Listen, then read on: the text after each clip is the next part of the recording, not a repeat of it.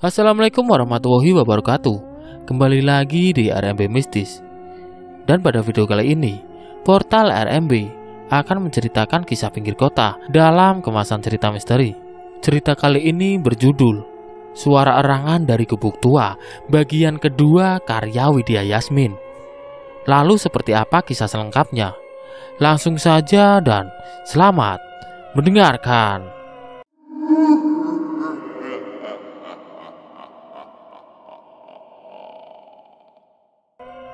Sate, sate. Terdengar teriakan suara khas dan tukang sate dengan aroma sate yang begitu menusuk ke hidung hingga perutku terasa semakin keroncongan. "Mah, Reno mau sate," ucap si sulung yang tiba-tiba terbangun. Padahal sejak jam 8 tadi dia telah masuk ke alam mimpi. "Iya, ayo antar mama keluar, anakku." Kulihat suamiku yang tengah fokus menonton acara bola favoritnya. "Pah, jagain anak-anak," ujarku sambil membuka pintu. Ia bergumam dengan mata yang terus menatap televisi tanpa berkedip. Saat membuka pintu, aroma sate masih bisa tercium dari kejauhan. Tapi aku sama sekali tidak melihat batang hidung pedagang sate itu. "Mas Edi!" teriakku pada tukang sate yang telah menjadi langganan keluargaku. "Ya, tunggu sebentar." Sayup-sayup terdengar suaranya yang entah dari mana. Tiba-tiba, kulihat kepulan asap dari gubuk tua tengah-tengah kebun terbengkalai itu. Tampaknya aroma sate itu pun dari sana. Hei, aku bergidik ngeri saat membayangkan jika suara Mas Edi yang baru saja ku dengar itu ternyata suara hantu. Tiba-tiba kulihat suara deru motor disertai gemerincing lonceng khas tukang sate. Juga aroma sate yang menyertainya keluar dari kebun itu. Kulihat wajah Mas Edi tampak sumringah sambil melajukan motornya. "Mau beli sate, Bu Hasna?" tanyanya. Sedangkan aku hanya terdiam mematung saat melihat kedatangannya dari kebun itu. "Mas Edi ngapain dari gubuk itu?" tanyaku. "Tadi ada cewek cantik melambaikan tangannya. Dia beli sate saya," ucapnya sambil tersenyum sumringah lalu mulai mengipas-ngipas arang di tempat pembakaran sate. "Berapa tusuk, Bu Hasna?" tanyanya lagi, hingga membuyarkan lamunanku yang tengah memikirkan wanita mana yang beli sate dari gubuk tua itu. 20 tusuk. Ia mengangguk lalu mulai menaruh 20 tusuk sate daging sapi dan mengipas-ngipas deretan sate yang berbaris rapi itu.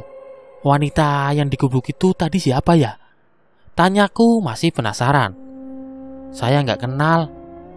Masih muda sih. Cantik pokoknya," ucapnya dengan wajah sumringah seolah telah terjadi sesuatu. "Dia bayar pakai uang?" tanyaku. Itu tukang sate yang mengaku sebagai duda itu tiba-tiba gelagapan. "Anu apa, Mas?" tanyaku. "Anu itu loh, Bu Hasna jangan kepo," ucapnya sambil tersenyum. Ya udah terserah. Memangnya nggak takut kalau yang beli sate itu ternyata kuntilanak?" tanyaku iseng sambil terkekeh. "Hahaha, hanya di film Suzana seorang tukang sate digodain kuntilanak," ucapnya sambil tertawa berbahak-bahak. Beberapa waktu kemudian, sate pun telah siap. Aku segera menyerahkan 2 lembar uang padanya, lalu buru-buru masuk karena merasa tak nyaman saat memandang hamparan kebun yang ditumbuhi semak yang terletak tidak jauh dari rumahku.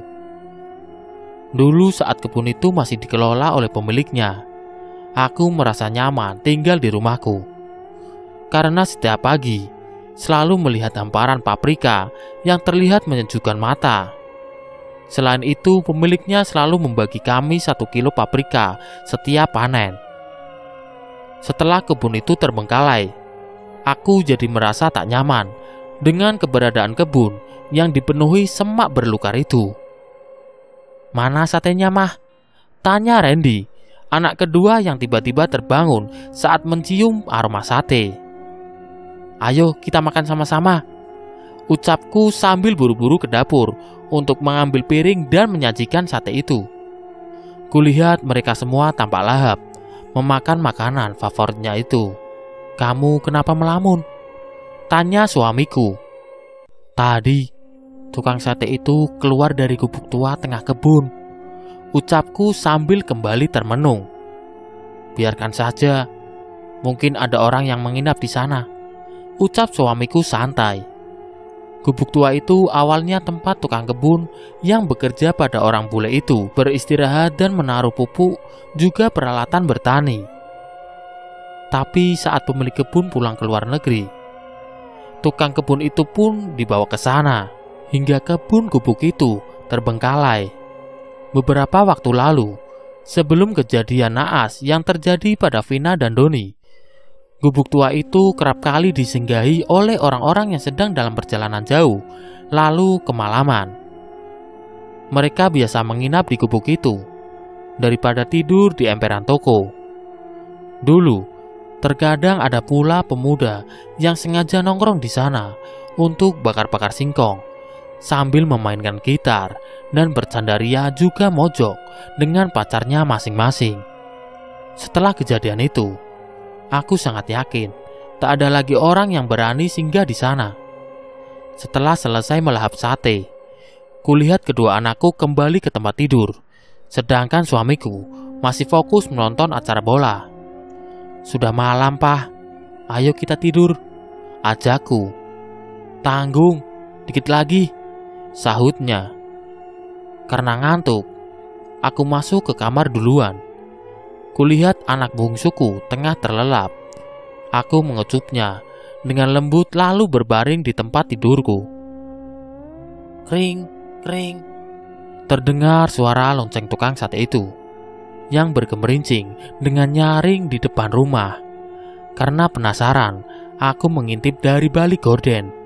Kulihat tukang sate itu menerobos tumbuhan ilalang dengan motor yang biasa ia gunakan untuk berjualan sate lalu masuk ke kebun terbengkalai itu. "Pah, lihat deh. Ngapain Mas Edi masuk ke kebun ilalang?" sahutku. "Biarin aja, mungkin ia udah gak mampu bayar kontrakan, makanya nginep di gubuk tua itu," sahut suamiku yang selalu santai dalam menanggapi sesuatu. "Di gubuk tua itu kan serem," ujarku lagi. "Paling hantunya yang takut sama kumis tebal si Edi," sahut suamiku sambil terkekeh. Aku mencebik lalu kembali ke kamar. Kulihat suamiku mematikan televisi, lalu memelukku dari belakang. "Sudah lama ya," bisiknya lembut di telinga yang membuat darahku seketika berdesir-desir. "Wah!" Terdengar suara orang yang berteriak begitu nyaring dari arah kebun. Aku dan suami buru-buru menghentikan niat kami untuk bermesraan saat tiba-tiba terdengar suara gaduh di luar rumah. Kulihat beberapa orang warga menerobos masuk ke dalam kebun sambil membawa senter. Karena penasaran, aku dan suami buru-buru menutup pintu dan menguncinya dari luar, lalu mengikuti mereka. "Ah!" Tiba-tiba terdengar suara erangan dari gubuk tua itu. Suara erangan itu begitu nyaring seolah ia tampak kesakitan. Kulihat motor tukang sate masih terparkir di depan gubuk itu. "Ah!" Suara erangan itu kembali terdengar. Para warga segera masuk ke gubuk tua itu. Betapa terkejutnya aku saat melihat Mas Edi yang tanpa busana tengah mengerang kesakitan. "Kamu di sini ngapain, Edi?" tanya para warga yang tampak heran saat melihatnya telanjang bulat di dalam gubuk tua. "Barang pusakaku terjepit palupuh," ucapnya sambil mengerang kesakitan. Aku spontan membalikkan badan karena di sana hanya aku sendirian dan perempuan tersebut. Buat yang belum tahu, palupuh adalah lantai rumah panggung yang terbuat dari bambu.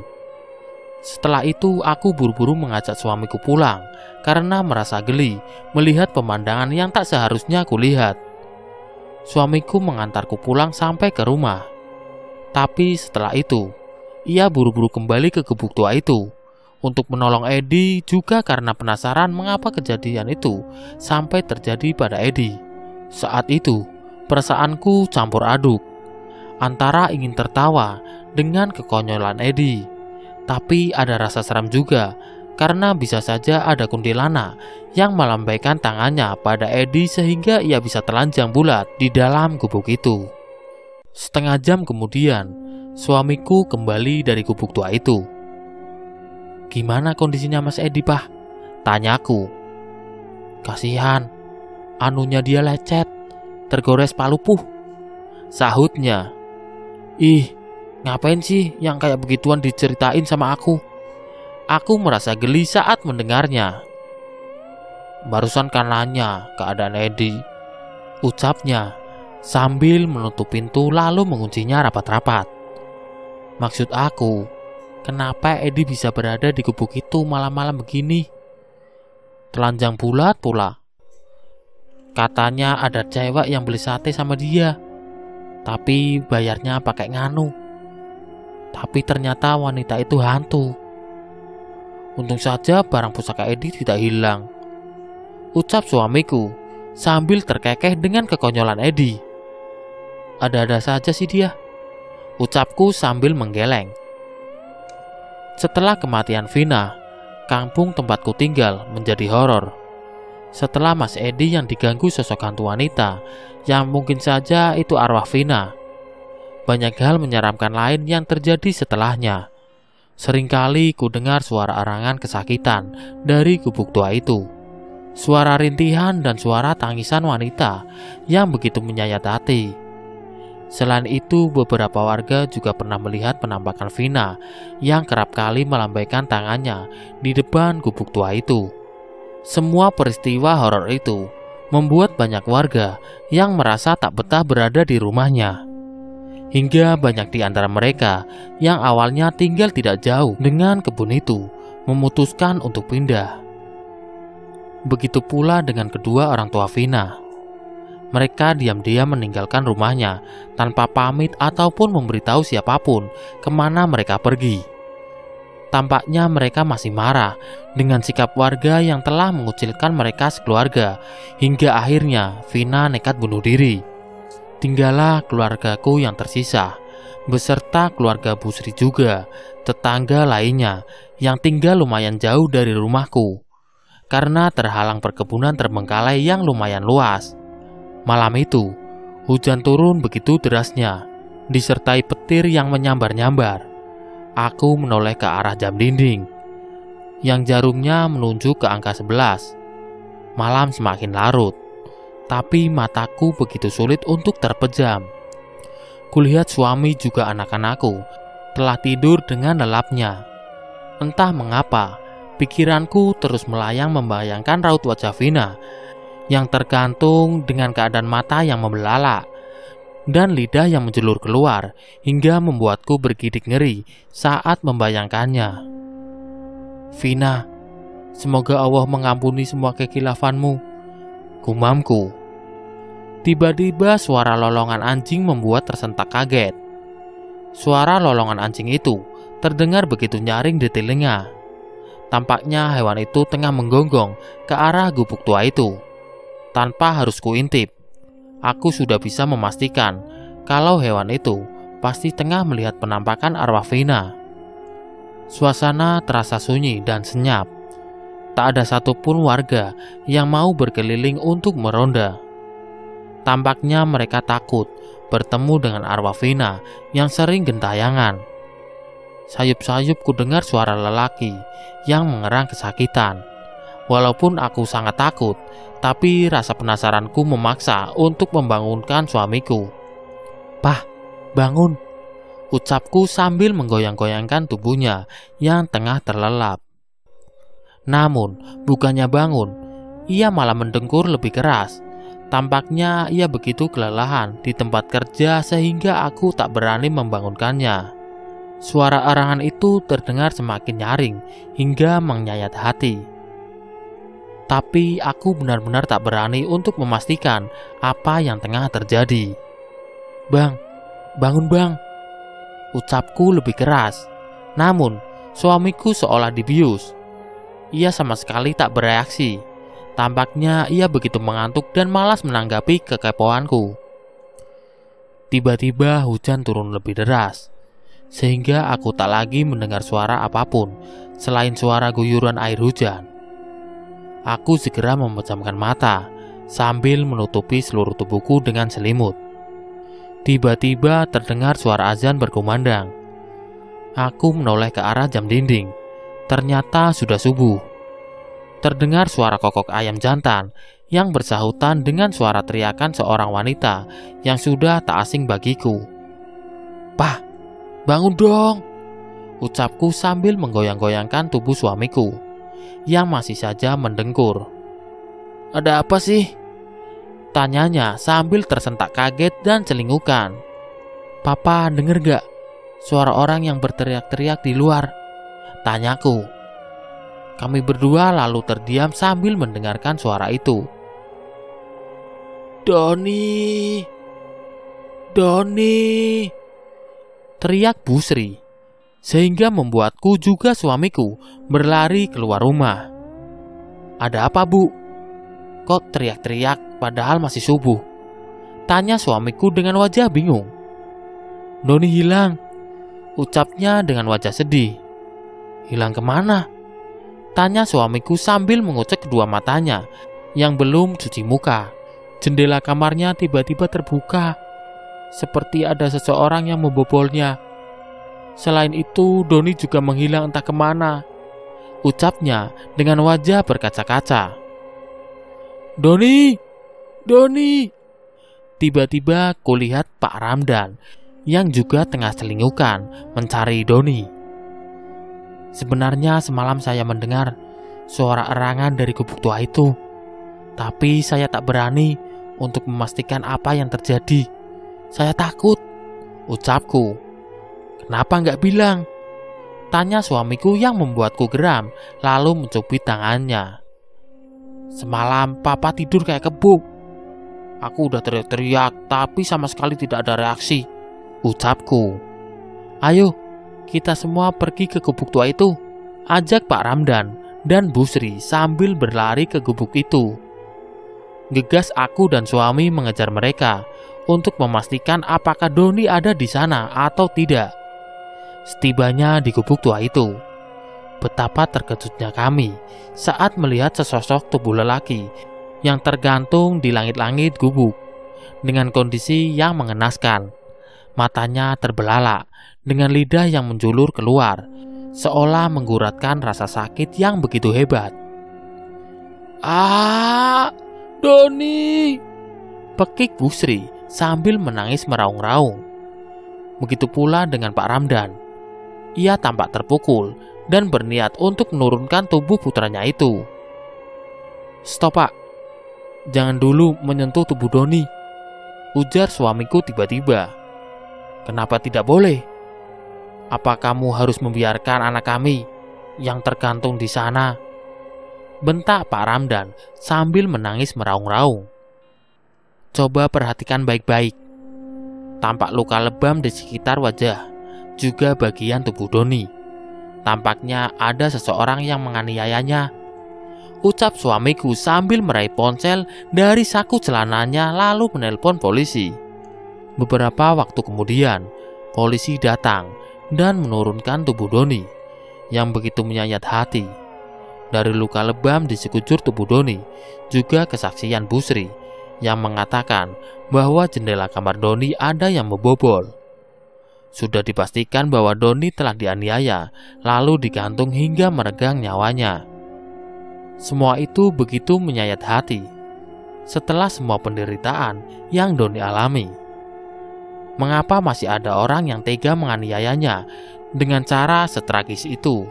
Sebelum jenazah Doni diurus sesuai syariat Islam, polisi terlebih dahulu melakukan visum dan menyelidiki sidik jari pelaku. Setelah itu, Doni lalu diurus oleh pihak keluarga juga para warga lainnya. Setelah acara pemakaman selesai, semua warga dikumpulkan untuk diperiksa sidik jari. Tapi ternyata tak ada satupun dari kami yang sidik jarinya cocok dengan pelaku. Mungkinkah Pak Hadi yang melakukan semua ini? Karena bisa saja ia merasa dendam pada Doni yang ia anggap penyebab putrinya mengalami rentetan nasib naas dan tragis. Ucap Busri pada polisi yang membuatku juga warga lainnya tersentak kaget. Pak Hadi itu siapa? Lalu di manakah dia sekarang? Tanya polisi.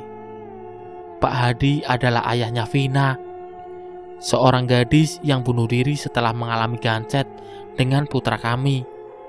Ucap Busri sambil berderai air mata. Tampaknya hati Busri kembali hancur saat mengingat peristiwa naas itu. Mereka sekeluarga sudah meninggalkan kampung ini seminggu yang lalu, sahut seorang warga yang rumahnya tidak jauh dari kediaman Bu Romlah dan Pak Hadi. Apa Anda tahu kemana mereka pergi?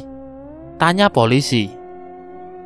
Tak ada siapapun yang tahu kemana mereka pergi, karena setelah kejadian naas yang menimpa putrinya, sepasang suami istri yang dikucilkan warga dan selalu mengurung diri hingga tiba-tiba mereka menghilang begitu saja, Pak.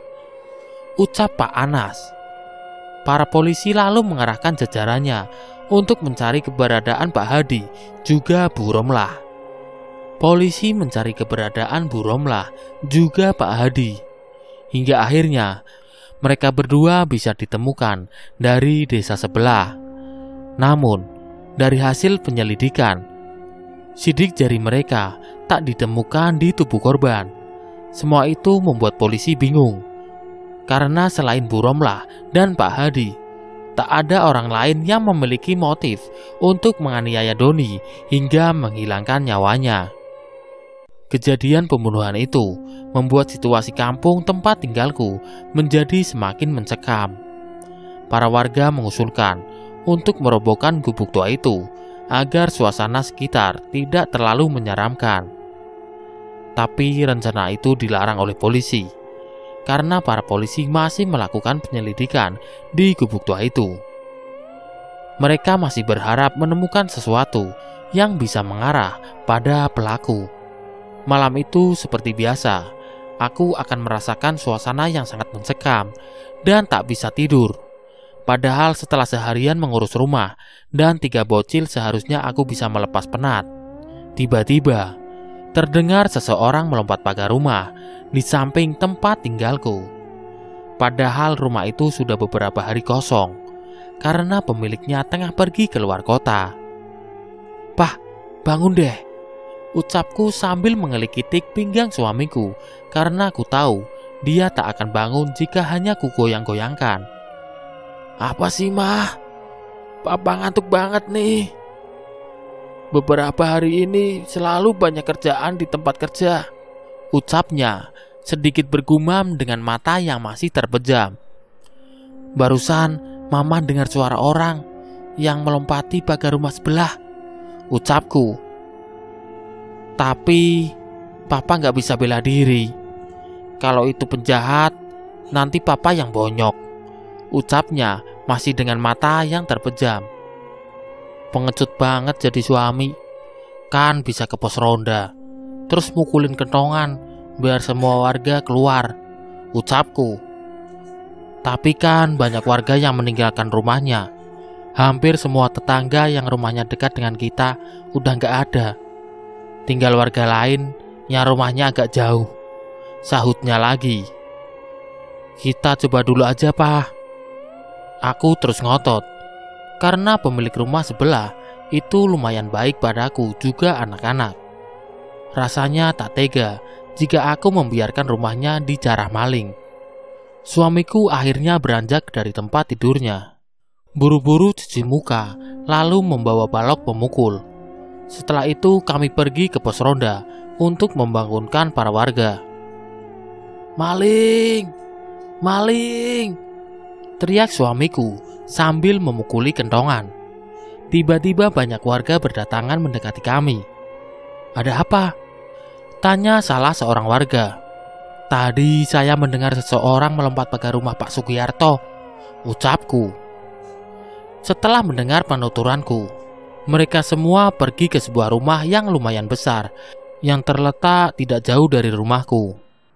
Setibanya di sana, pagar rumahnya masih tergembok. Tapi tiba-tiba kulihat jendela rumah yang terbuka seperti habis dibobol.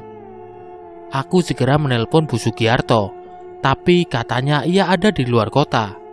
Lalu ia mempercayakan pada suamiku, juga Pak Widat, untuk masuk ke rumah itu dan mencari maling. Selain mereka, Bu Sugiarto juga suaminya tidak mengizinkan untuk memasuki rumahnya. Setengah jam berlalu, mereka berdua telah keluar dari rumah itu dengan wajah kecewa. "Ketangkap malingnya?" tanyaku. "Gak ada siapa-siapa di dalam. Malahan kondisi rumah masih aman. Rumahnya pun masih rapi. Kalau karena rumah kemalingan, pastilah berantakan," ucap Pak Widat. Semua orang menoleh ke arahku, seolah aku telah mempermainkan mereka. "Kalau nggak ada maling, ya nggak mungkin dong jendela ini bisa rusak," ucapku. "Ya, bisa saja maling itu belum melancarkan aksinya, dan mungkin ia masih bersembunyi karena takut dengan kedatangan kita," ucap suamiku. Setelah itu mereka semua mencari ke sekeliling rumah Bu Sugiarto, tapi hasilnya masih tetap nihil. Tiba-tiba kulihat gubuk tua itu bergoyang seperti ada seseorang yang melakukan atraksi di dalamnya. Kami semua memberanikan diri untuk menerobos masuk ke kebun ilalang, karena dari dalam gubuk tua itu terdengar suara-suara yang mencurigakan. Tiba-tiba terdengar suara desahan menjijikan dari dalam gubuk, disertai gubuk yang terus bergoyang-goyang. Kami semua menghentikan langkah saat terdengar suara kuntilanak yang membuat bulu kuduk meremang. "Ayo, kita balik saja. Ngapain kita ngintip si Vina dan si Doni yang lagi nganu?" ucap Pak Widat. "Mereka sudah meninggal, masa masih bisa nganu?" tanya suamiku dengan wajah bingung. Tiba-tiba terdengar suara orang yang mengerang kesakitan dari dalam gubuk itu. "Mungkin si Vina dan si Doni gancet lagi," ucap Pak Soleh sambil bergidik ngeri. "Wah, hantu!" Terdengar suara teriakan yang membuat kami terkejut. Suara orang itu sama sekali berbeda dengan suara Doni. "Tolong, ada hantu!" ia kembali berteriak. Kami semua lalu masuk ke gubuk itu. Betapa terkejutnya kami saat melihat sesosok lelaki tak memakai celana dengan wajah ditutupi kupluk khas maling. "Tolong!" teriaknya dengan posisi tubuh yang telungkup. Tampaknya barang pusaka lelaki itu terjepit di palupu sama persis dengan kejadian yang menimpa Mas Edi. Semua orang lalu membantunya untuk melepaskan barang pusakanya dari palupu hingga membuatnya terus mengerang kesakitan. "Kamu pasti orang yang membobol jendela rumah Bu Sugiarto kan?" tanya Pak Widat. "Tapi saya belum sempat mengambil apapun," ucapnya sambil meringis kesakitan memegangi sesuatu yang berada di dalam celananya. "Tapi tetap saja kamu berniat untuk maling?" tanya para warga sambil meringkus kedua tangan orang itu dengan sarung. "Ampun, saya kapok," ucapnya. Para warga lalu membuka kupluk penutup wajahnya, sedangkan suamiku langsung menelpon polisi. Orang itu lalu dibawa ke rumah Pak RT. Walaupun wajahnya sudah ditutupi kupluk, tapi kami tak mengenalnya. Entah ia warga mana. "Jadi, mengapa kamu ada di gubuk itu?" tanya Pak RT. "Tadi saya hanya lewat saja," ucapnya dengan wajah ketakutan. "Ngaku aja kalau kamu mau maling," ucap Pak Widat sambil mencitak kepala orang itu dengan wajah gemas. Iya, saya mau maling, tapi saya belum sempat ngambil apapun," ucapnya dengan wajah ketakutan. "Terus, kenapa tiba-tiba kamu ada di gubuk itu?" Pak RT mengulangi pertanyaannya dengan mata yang melotot pada orang itu hingga membuatnya gemeteran. "Ada seorang wanita cantik yang melambaikan tangannya mengajak saya masuk ke gubuk tua itu. hingga saya mengurungkan niatnya untuk menjarah barang berharga di rumah besar itu. Saya pun mengikutinya ke gubuk tua itu. Lalu kami sempat nganuk. Tapi tiba-tiba wajah wanita cantik itu berubah menyeramkan. Selain itu, saya juga melihat seorang pemuda yang tergantung dengan wajah menyeramkan. Ucap orang itu sambil bergidik ngeri. Apapun alasanmu, tetap saja kami akan melaporkanmu ke polisi. Karena bisa saja esok atau lusa kamu mendatangi rumah lain untuk dimaling, ucap Pak RT. Setelah itu, aku dan suami pulang karena orang itu telah diurus oleh pihak berwenang. Aku mempercepat langkah saat teringat 3 bocah yang kutinggalkan begitu saja. Akhir-akhir ini, kekepoanku meningkat sejak banyaknya rentetan peristiwa yang terjadi di sekitar rumahku hingga membuatku sering meninggalkan anak-anakku. Untunglah mereka semua masih terlelap dengan aman, jadi aku bisa bernapas dengan lega. Ayo tidur, jangan kepo lagi, ucap suamiku sambil mengunci pintu rapat-rapat. Tapi berkat kekepoanku maling itu bisa tertangkap, sahutku hingga membuat suamiku mencebik lalu masuk ke kamar. Andai saja malam itu aku mendengar erangan dari gubuk tua itu, aku bertindak cepat, mungkin Doni masih bisa tertolong. Selain itu pelakunya pun bisa tertangkap. Rasanya aku sangat menyesal karena membiarkan semua itu terjadi. Padahal aku bisa mendengar suara erangannya yang begitu tersiksa. Doni, semoga Allah mengampuni semua kekilafanmu. Kasihan kamu Doni, gumamku dengan hati yang iba saat terbayang penganiayaan yang terjadi pada pemuda belasan tahun itu. Portal RMB, itulah tadi cerita yang berjudul Suara Erangan dari Gubuk Tua. Nantikan cerita kelanjutannya di konten berikutnya. Sekian. Wassalamualaikum warahmatullahi wabarakatuh.